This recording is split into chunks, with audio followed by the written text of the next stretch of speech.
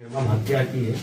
ये बिल्कुल इस राज्य की प्रशासनिक पुलिसिया व्यवस्था पर सवाल खड़ा करने के साथ साथ एक यह भी संदेश देती है कि एक आदिवासी राज्य में अगर इस एक आदिवासी की हत्या जमीन विवाद में, जो जमीन उनके पुरखों की है, जो जमीन जो उनके जीवन का आधार है, जल जमीन जंगल, अगर उसी आधार को बचाने के लिए अगर आदिवासी राज्य में एक आदिवासी की हत्या हो जाएगी तो बहुत ही चिंता का विषय है। सरकार को इस पर गंभीर होने की आवश्यकता है और पुलिस प्रशासन को सख्त करने के साथ साथ यहाँ के जल जमीन जंगल को भी बचाने की आवश्यकता है।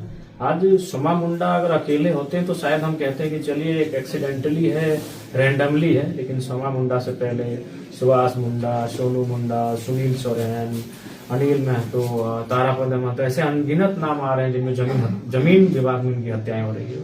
आदिवासी राज्य में आदिवासियों की हत्याएं लगातार हो रही है। मैंने हर महीने में कहिए या तो 4 महीने में कहिए या 5 महीने में, ये साल भर ना होते होते 3-4 वारदात ऐसी हो गई जहाँ जमीन विवाद में आदिवासियों को अपनी जान गंवानी पड़ी, मूलवासियों को अपनी जान गंवानी पड़ी। ये बहुत ही चिंता का विषय है। आज आखिर समझ में नहीं आ रहा है कि झारखंड में किसकी नजर है और कौन लोग चाहते हैं कि झारखंड के जल जमीन जंगल को अपनी गिरफ्त में ले लें, यहाँ के लोगों की आजादी को अपनी गिरफ्त में ले लें, यहाँ के लोगों के रोजगार को अपनी गिरफ्त में ले लें। ये बिल्कुल चिंता का विषय है और निसंदेह एक विधायक होने के नाते, विधानसभा का राज्य की सर्वोच्च पंचायत का सदस्य होने के नाते मेरा कर्तव्य बनता है मैं इस महत्वपूर्ण मुद्दे को अपने स्तर से आवाज उठाऊंगा, अपने स्तर से मैं इस लड़ाई लड़ूंगा और हमारे संगठन के साथी भी इस पर अपनी आवाज को, अपने संघर्ष को सदा और बिल्कुल जो आज घटना घटी है ये बिल्कुल निंदनीय है। इसकी हम लोग भर्त्सना करते हैं और आपके माध्यम से सरकार से मांग करते हैं कि असल दोषी गिरफ्त में हो, असल दोषी जो हैं उनको गिरफ्तार किया जाए। सर यहाँ पे वो पार्टी भी आपसे मिलने आए, परिजन जो, ये तो मैंने पहली बार हुआ है। मैंने अपने इस छोटे से जीवन काल में और विधायकी के छोटे से काल में, 1 वर्ष के काल में मैंने कई हत्याओं को मैंने देखा, मैं वहां पर गया, लेकिन पहली बार देख रहे हैं कि जिनकी हत्या हुई और जिन लोगों पे हत्या का आरोप लगा है वे लोग साथ बैठे हैं, बगल की कुर्सी में बैठे हैं। अनूमन ऐसा नहीं मैंने देखा। अगर किसी की हत्या हुई है तो भाई उनमें कम से कम तो कुछ सालों तक 36 का आंकड़ा होता है, वे जानी दुश्मन बन जाते हैं कि अगर अगला पक्ष को देखेंगे सामने तो हम खुद ही उसकी हत्या कर देंगे। लेकिन जब मैं यहाँ उनके सोमा मुंडा जी के परिजनों से, उनकी अर्धांगिनी, उनके बच्चों से मिलने आया तो वे लोग भी हमारे पास आए, इनके घर के में आए और इनके हमारे साथ बगल की कुर्सी में बैठे जिन आदिवासियों को इस केस में अरेस्ट किया गया है, सोमा मुंडा की हत्या में जिन आदिवासियों को अरेस्ट किया गया है उनके परिजन भी आए। तो मैंने अपने जीवन में पहला वाकया देखा कि मरने वाला और जिन पर मारने का आरोप लगा हो, दोनों परिवार के लोग मेरे सामने अगल बगल की कुर्सी में बैठे हैं। ये मैंने आश्चर्यजनक, तो मुझे ऐसे में लगता है कि इसकी कहीं न कहीं निष्पक्ष जांच होनी ही चाहिए। जो भी अगर जो असल दोषी हैं उन पर कानूनी कार्रवाई हो और किसी भी प्रकार से कोई बेगुनाह आदिवासी इस केस में पुलिस अपनी साख बचाने के लिए किसी बेगुनाह आदिवासी को गिरफ्तार न करे। लगातार सरकार के खिलाफ मुखरता से सवाल उठाते रहे हैं, तो लॉ एंड ऑर्डर को लेकर के क्या कुछ कहेंगे आप? बिल्कुल, लॉ एंड ऑर्डर की जो व्यवस्था है वो किसी से नहीं छुपी है। हाल फिलहाल देखें अपने पुलिस में एक 18 साल 20 साल के नौजवान जीत महतो को भी मैंने बीमारी की हालत में अरेस्ट करके ले गए और वहाँ मारपीट किया, वो बेचारा मर जाता है। तो लॉ एंड ऑर्डर की क्या व्यवस्था है? बालू का मामला देखिएगा तो रोज माने बालू गाड़ियों से कई घटनाएं घटती हैं।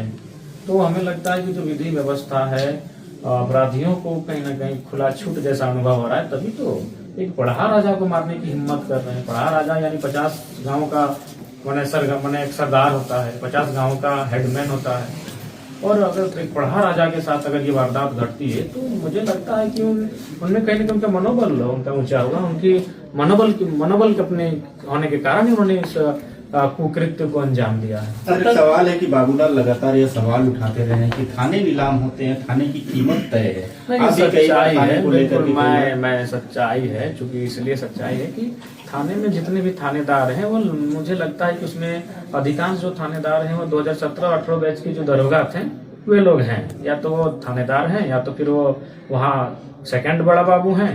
तो उनसे हमारी बातचीत होती है और मैं उनसे कहता हूँ कि आप निश्चिंत रहिए, आप हमारे मित्र हैं, आप जो हमें बताएंगे मीडिया को आपका नाम नहीं लेंगे। वो एक चीज कहते हैं कि हमारा पुलिस महकमा भी या फिर प्रशासनिक महकमा भी आपसे बात करने में डरता है कि पता नहीं आप कब किसका नाम विधानसभा के भीतर ले लें, कब किसका नाम आप मीडिया में ले लें। ये चीजें हैं, लेकिन वो हमें बताते हैं कि लगभग जैसा थाना है, जैसा वहाँ कमाई होता है।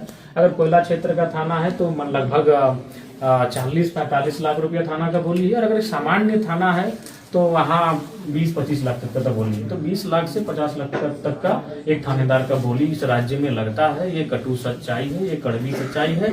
और इसीलिए आप देखेंगे यार, चोरी की घटना हो प्रशासन बहुत कम एक्टिव रहती है, जो प्रेशर बनता है तो एक्टिव होती है।